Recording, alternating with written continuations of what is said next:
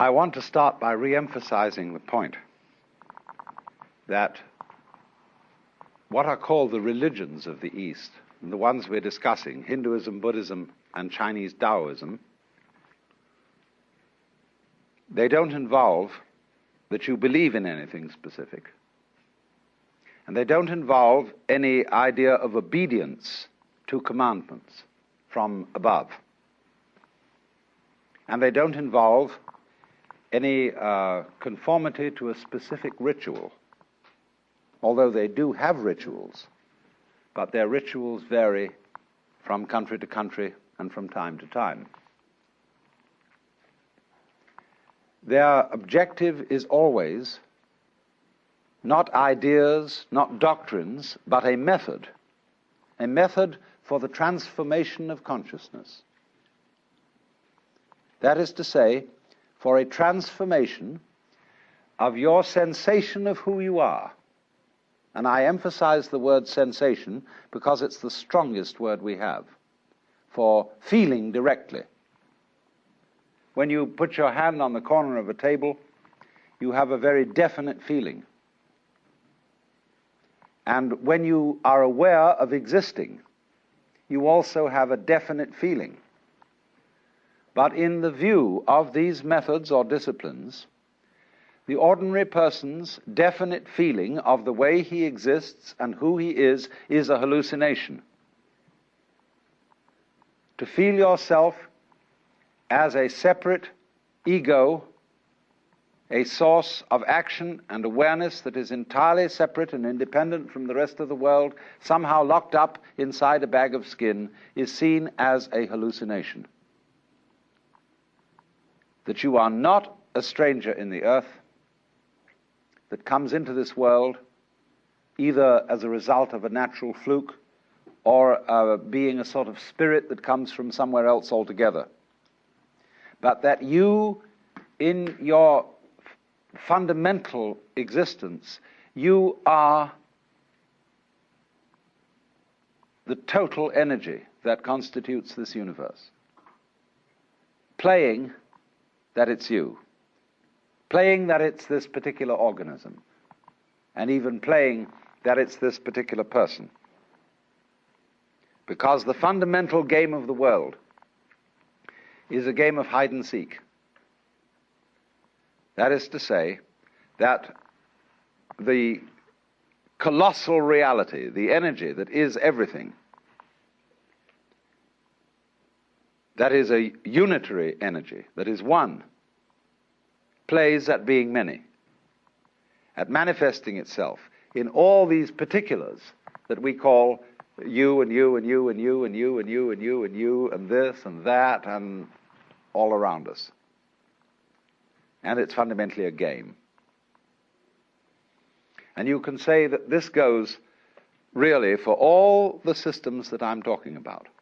It's the basis of Hinduism, of Buddhism, and of Taoism, this intuition. Now, today we're going to talk about Buddhism. Buddhism is an offshoot of Hinduism. You could, in a way, call it a reform of Hinduism, or Hinduism stripped for export. It originates in northern India, close to the area that is now Nepal, shortly after 600 BC. There was a young prince by the name of Gautama Siddhartha who became the man we call the Buddha.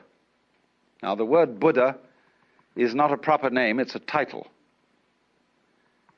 And it's based on the Sanskrit root Buddh, B-U-D-H, which means to be awake.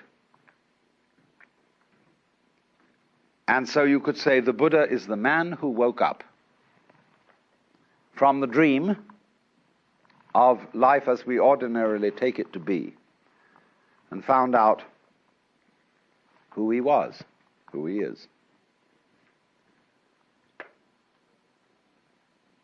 It's curious that this title was not something new. There was already in the whole complex of Hinduism the idea of Buddhas, of awakened people, and curiously they are ranked higher than gods.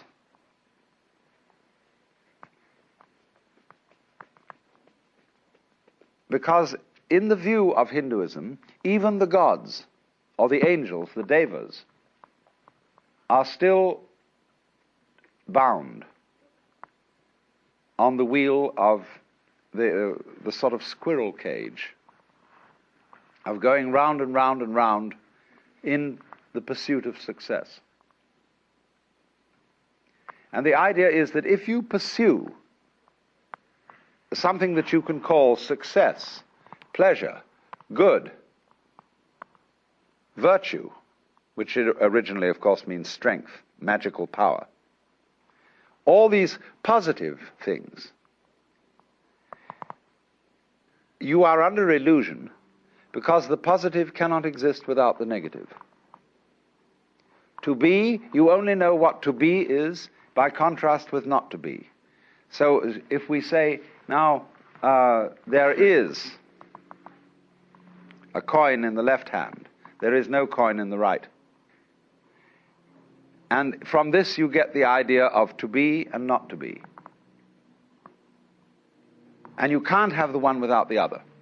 So if you try to pursue, to gain the positive, and to deny, get rid of the negative, it's as if you were trying to arrange everything in this room so that it was all up and nothing was down. You can't do it. You set yourself an absolutely insoluble problem. Because the basis of life is spectrum. I'll consider the spectrum of colors. When you think of a spectrum, in what form do you think of it? Most people think of it as a ribbon, with red at one end and purple at the other. But the spectrum is actually a circle, because purple is the mixture of red and blue. It goes right round. And so in this way, all sensation, all feeling, all experience whatsoever is moving through spectra. You don't only have the spectrum of color, you have a spectrum of sound, you have various complex spectra of texture, of smell, of taste, and you're constantly operating through all the possible variations of experience. And it implies that you can't know one end of the spectrum without also knowing the other. So if you wanted, if say your favorite color is red, and you wanted only red, and you had to exclude, therefore, blue and purple. Without blue and purple, you can't have red. Behind, of course, all the various colors in the spectrum is the white light. And behind everything that we experience, all our various sensations of sound, of color, of shape, of touch, there's the white light.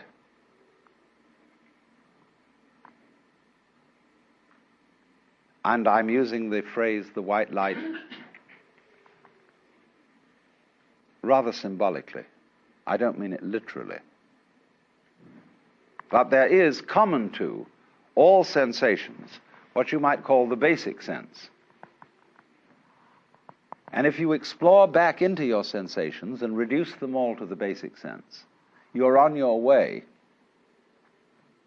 to reality, to what underlies everything, to what is the ground of being, the basic energy. And to the extent that you realize this and know that you are it, you transcend, you overcome, you surpass the illusion that you are simply John Doe, Mary Smith, or what have you. So then, the Buddha, as the man who woke up, is regarded as one Buddha among a potentiality of myriads of Buddhas. Everybody can be a Buddha. Everybody has in himself the capacity to wake up from the illusion of being simply this separate individual. The Buddha made his doctrine very easy to understand, because in those days there wasn't very much writing being done, and people committed things to memory. And so he put his doctrine or method in various formulae, which are very easy to remember, and I'm going to explain it in those terms so that you can remember it just as well. He, of course, practiced the various disciplines that were offered in the Hinduism of his time, but he found in a certain way that they had become unsatisfactory, because they had overemphasized asceticism, had overemphasized putting up with as much pain as you can. There was a feeling, you see, that if the problem of life is pain, let us suffer.